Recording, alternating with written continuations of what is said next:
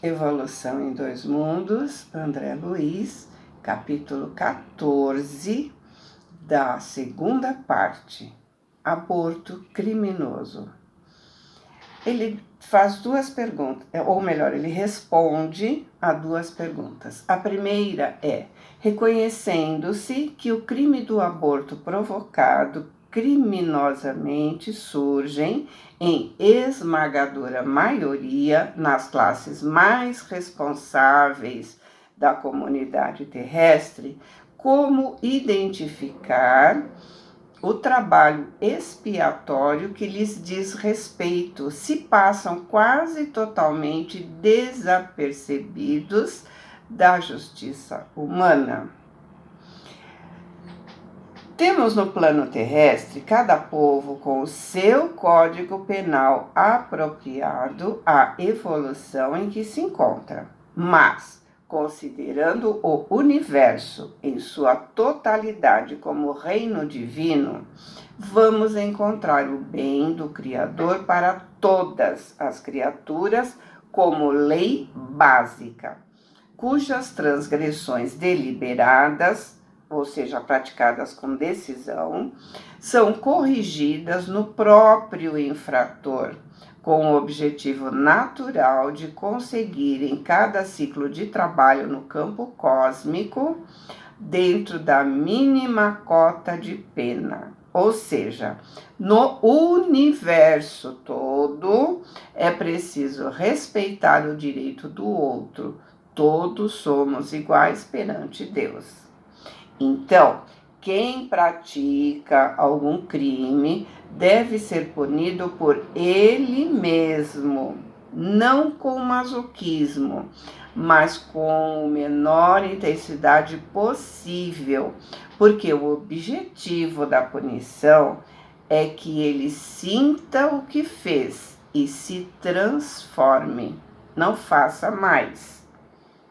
Portanto, quando estamos passando por algum sofrimento ou problema, devemos ter em mente que poderia ser muito pior, que esse é o mínimo. Então, engole o choro e procure aprender. Saiamos do vitimismo e procuremos entender o que aquilo está querendo nos modificar. E, por favor, não adia. Pense bem antes de fazer qualquer coisa, porque depois vem a conta.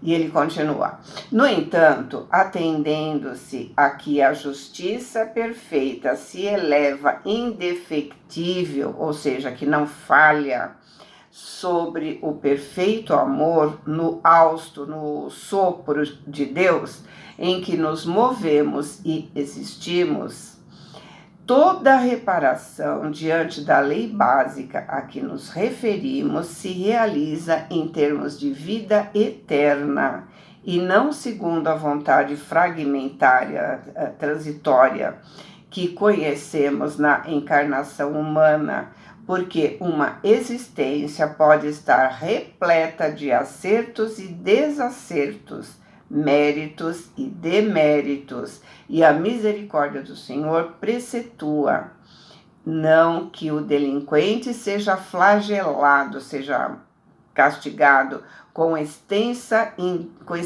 indiscriminada de dor expiatória, o que seria a volúpia de castigar nos tribunais do destino, invariavelmente regidos pela equidade soberana, mas sim que o mal seja suprimido de suas vítimas, com a possível redução do sofrimento. Quer dizer, o universo é movido pelo amor. O castigo não precisa ser enorme, precisa ser o suficiente para que o indivíduo aprenda, para ele interiorizar para o resto da sua existência. Porque a vida não se resume a uma encarnação. Então é preciso um entendimento real, aquele que fica para toda a eternidade, aquele que eu pratico nas próximas encarnações com naturalidade, quando temos que devolver a vida àquele que tiramos, não é punição, é reparação. Estamos devolvendo a ele o que tiramos dele. O mesmo acontece com aquela pessoa que desencaminhamos. Agora ela é uma pessoa difícil, que precisamos encaminhar para o bem. O objetivo é limpar o sofrimento que causei no outro. Assim, eu cuidando do outro, eu também me limpo. A evolução não é baseada na lei da vingança. Castigo por castigo não ensina. A evolução é baseada no entendimento, no nosso crescimento. E ele diz, desse modo, segundo o princípio universal do direito cósmico a se expressar, claro, no ensinamento de Jesus, que manda conferir a cada um de acordo com as suas próprias obras, arquivamos em nós as raízes do mal que acalentamos, que cultivamos, para extirpá-las à custa de esforço próprio, em companhia daqueles que se afinem à nossa faixa de culpa, com as quais, diante da justiça eterna, os nossos débitos estão associados. Então, os que erraram juntos têm que consertar juntos. Ou seja, os que viveram juntos no vício têm que se ajudar a sair do vício juntos. Os que foram cruéis deverão aprender a ser pacíficos juntos. Então, em face de semelhantes fundamentos, certa encarnação entremeada, misturada de créditos e dívidas, pode terminar com aparências de regularidade irrepreensível para a alma que desencarna, sob o apreço dos que comungam, dos que convivem da sua experiência, seguindo-se de outra em que essa mesma criatura assuma a empreitada do resgate próprio, suportando nos ombros as consequências das culpas contraídas diante de Deus e de si mesma, a fim de se reabilitar diante da harmonia divina, caminhando assim, transitoriamente, ao lado de espíritos incursos, espíritos caídos, em regeneração da mesma espécie. Ou seja, a pessoa é tida como uma pessoa boa, porque convive com outras pessoas muito difíceis, mas que na realidade são pessoas em regeneração da mesma espécie. São aqueles que praticaram os mesmos atos, os mesmos vícios, as mesmas condições, também abusaram dos seus corpos e agora também estão doentes. Só que agora ele está sendo vítima, porque está limpando as raízes que estão nele. É dessa forma que a mulher e o homem, acumpliciados, que se associaram, nas ocorrências do aborto delituoso, mas principalmente a mulher, desculpa, cujo grau de responsabilidade nas faltas dessa natureza é muito maior, à frente da vida que ela prometeu honrar com nobreza na maternidade sublime. Desajustam as energias psicossomáticas dos corpos físico e espiritual, com mais penetrante desequilíbrio do centro genésico, implantando nos tecidos da própria alma a sementeira dos males, que frutificarão mais tarde em regime de produção a tempo certo. Isso acontece não somente porque o remorso se entra em seu ser, como víbora magnética, mas também porque assimilam inevitavelmente as vibrações de angústia e desespero e, por vezes, de revolta e vingança dos espíritos que a lei lhes reservou para filhos do próprio sangue, na obra de restauração do destino. No homem, o resultado dessas ações aparece quase sempre em existência imediata, àquela na qual se envolveu em compromissos dessa espécie, na forma de doenças testiculares, desendocrinias diversas, ou seja, perturbações do funcionamento das glândulas endócrinas, distúrbios mentais, ou seja, problemas de comportamento, com evidente obsessão por parte de forças invisíveis emanadas de entidades retardatárias, atrasadas, que ainda encontram dificuldade para desculpar a sua deserção. Então, problemas emocionais, dificuldade de relacionamento, insegurança afetiva e, em alguns casos, está recebendo influenciação de espíritos que foram vítimas dos abortos provocados ou sugeridos. Nas mulheres, as derivações, quer dizer, as consequências, surgem extremamente mais graves. O aborto provocado sem necessidade terapêutica se revela matematicamente seguido por choques traumáticos no corpo espiritual, tantas vezes quanto o delito do lesa maternidade se repetir, mergulhando as mulheres que o perpetram em angústias indefiníveis, além da morte, uma vez que, por mais extensas se façam as suas gratificações e os favores dos espíritos amigos e benfeitores que recordam suas qualidades elogiáveis, mas se sentem diminuídas moralmente em si mesmas, com o centro genésico desordenado e infeliz, assim como alguém indebitamente admitido num banquete brilhante, carregando uma chaga que a todo instante se denuncia. Seria como estar com uma roupa comum, chinela havaiana, numa festa de gala. A pessoa é aceita no ambiente, né? Mas ela se sente mal, ela se sente inadequada. Ou seja, por melhor que ela seja, ela sabe o que ela fez.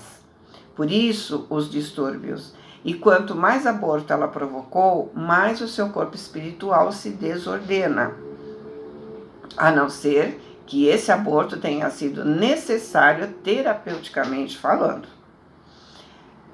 E aí ele continua, né? Dessa forma, ressurgem na vida física, externando gradativamente na tessitura, na estrutura celular, de que se revestem a disfunção que podemos nomear como sendo miopraxia, distúrbio ou insuficiência funcional, do centro genésico atonizado, padecendo logo que reconduzidas ao curso da maternidade terrestre, as toxemias da gestação. Então, os distúrbios metabólicos ou sintomas próprios da gravidez, vômito, enfim. Dilapidado, ferido, o equilíbrio do centro referido às células ciliadas, mucíparas, que são as glândulas que possuem o muco, que produzem, o muco, e intercalares, não dispõem de força precisa na mucosa tubária para a condução do óvulo na trajetória endossalpingiana. É a inflamação da mucosa da trompa de Eustáquio, nem para alimentá-lo no impulso da migração por deficiência hormonal do ovário, determinando não apenas os fenômenos da gravidez ectópica ou localização heterotópica do ovo. Então, a gravidez comum começa com um óvulo fertilizado. Normalmente, o óvulo fertilizado se prende ao revestimento do útero.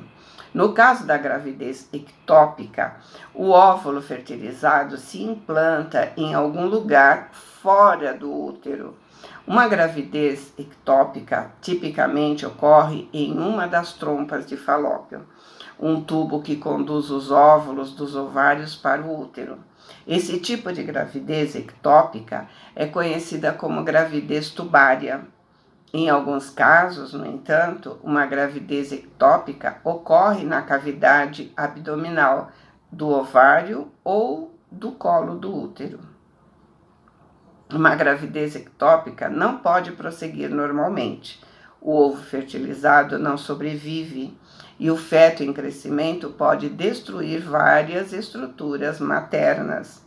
Se não for tratada, há o risco de hemorragias que podem ser fatais. O tratamento precoce de uma gravidez ectópica pode ajudar a preservar a fertilidade. Tá?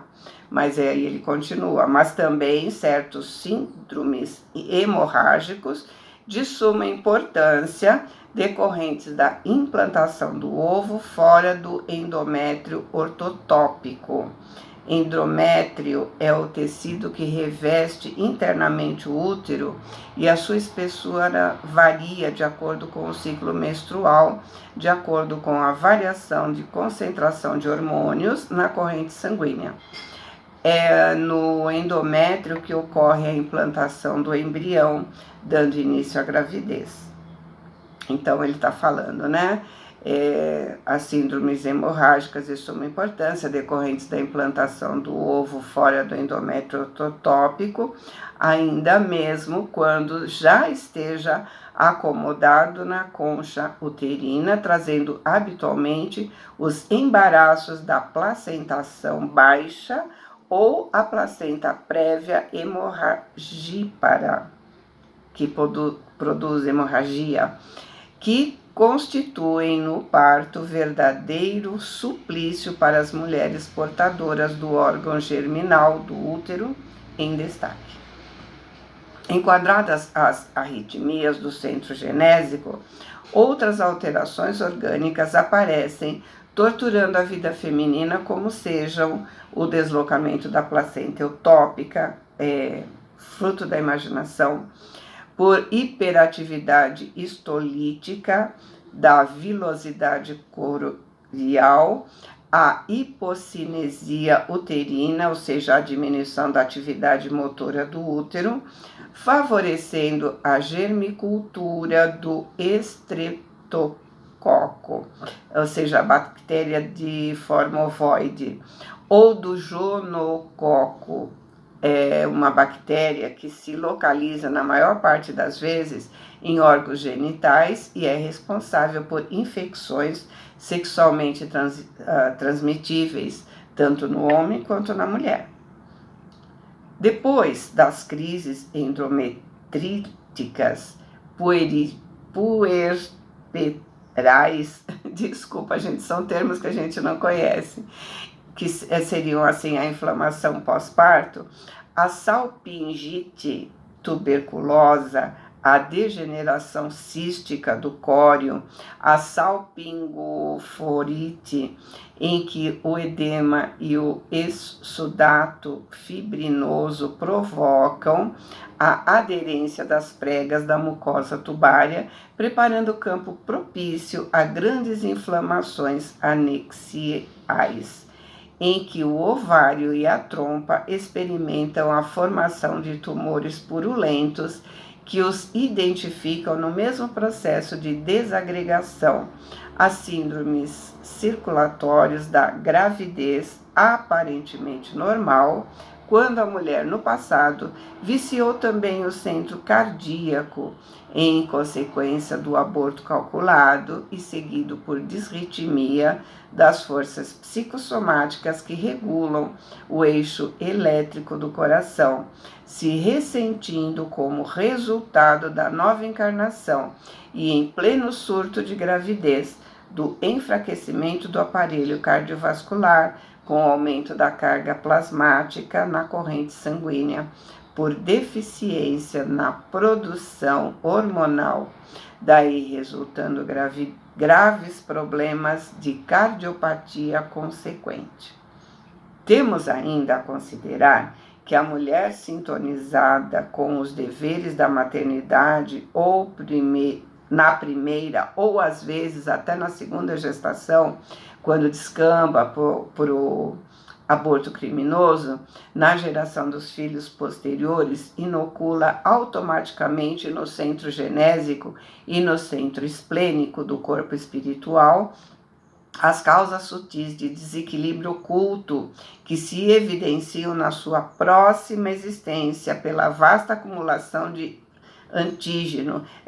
Antígeno é uma substância de origem externa ao corpo, que imporá as divergências sanguíneas entre mãe e filho, com que asfixia gradativamente através da hemólise, da alteração, dissolução ou destruição dos glóbulos vermelhos do sangue. A criança que abriga carinhosamente no próprio seio, a partir da segunda ou terceira gestação, porque as enfermidades do corpo, como reflexos e depressões profundas da alma, ocorrem dentro de justo período de tempo. Além dos sintomas que abordamos em sintética exposição na etiopatogenia das moléstias, causas das doenças, do órgão genital da mulher, surpreendemos grande capítulo a ponderar no campo nervoso a face de superexcitação do centro cerebral com inquietantes modificações da personalidade, que muitas vezes descambam no sofrimento da obsessão, devendo-se ainda salientar o caráter doloroso dos efeitos espirituais do aborto criminoso para os ginecologistas e obstetras delinquentes. Para melhorar a própria situação, essa é a segunda pergunta, tá? Para melhorar a própria situação, o que deve fazer a mulher que se reconhece na atualidade com dívidas no aborto provocado, antecipando-se desde agora no trabalho da sua própria melhoria moral, antes que a próxima existência lhe imponha as aflições regenerativas? E ele responde: sabemos que é possível renovar o destino todos os dias. Quem ontem abandonou os próprios filhos, hoje pode se afeiçoar aos filhos alheios, necessitados de carinho e abnegação. O próprio Evangelho do Senhor, na palavra do apóstolo Pedro, nos adverte quanto à necessidade de cultivarmos ardente caridade uns para com os outros, porque a caridade cobre multidão de nossos males. E André nos diz que o que ele acabou de dizer está no capítulo 4, versículo 8 de Pedro, que diz assim: mas, sobretudo, tende ardente amor uns para com os outros, porque o amor cobrirá a multidão de pecados. Então, se por algum motivo você se vê nessa situação, não fique se martirizando. Ajude a cuidar de crianças. Faça um trabalho voluntário, por exemplo. Porque quando espalhamos amor, nós aprendemos a amar. Lembre-se das palavras do Chico: você não pode voltar o passado, mas cada dia é uma oportunidade de fazer um novo começo, de escrever uma história diferente. Eu estou lembrando do livro Voltei, em que o irmão Jacó está descrevendo quando ele foi para a colônia junto com outros espíritos. E um dos espíritos que estava sendo levado com ele tinha praticado um assassinato. E esse próprio espírito não se achava no direito de ir para a colônia por ter sido um assassino.